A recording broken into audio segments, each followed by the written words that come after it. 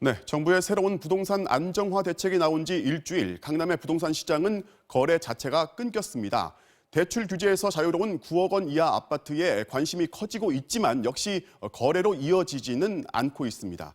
이 때문에 안정적인 거래가 이루어지는 정책 효과를 보려면 시간이 더 걸릴 것으로 보입니다. 김세진 기자가 현장 취재했습니다. 올해 서울에서 마지막 분양이 예정된 강북의 재건축 단지 모델하우스입니다. 16일 대책 발표 이후 주말 사이 만여 명이 넘는 관람객들이 몰렸습니다. 84제곱미터가 7억 원대로 정부의 대출 규제를 피해가면서 관심이 집중됐습니다. 저와 같이 무주택으로 20년 된 사람들이 기회를 잡아야 되는데 9억 이상은 이제 대출이 안 되니까 이미 포기한 거고.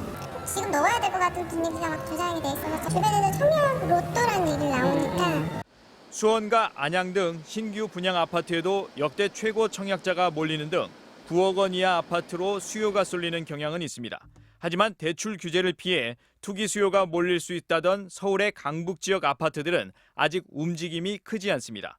학원가 때문에 교육 수요가 있는 노원구의 중저가 아파트들의 경우 간간히 호가가 높게 나오긴 하지만 실제 거래는 거의 이루어지지 않고 있습니다.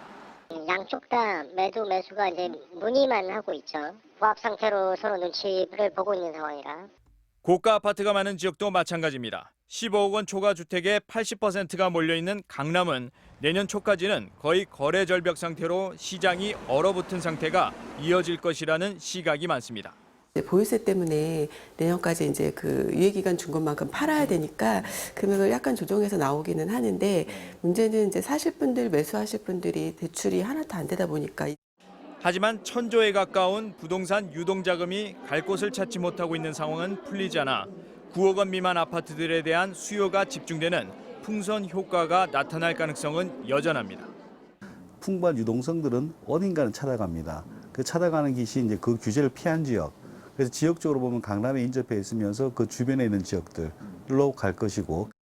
국토부 관계자는 시장 상황을 계속 점검하고 있다면서 아무리 단기적인 효과라도 나타나려면 1, 2주 정도는 지켜봐야 한다는 신중한 입장을 보였습니다. MBC 뉴스 김세진입니다.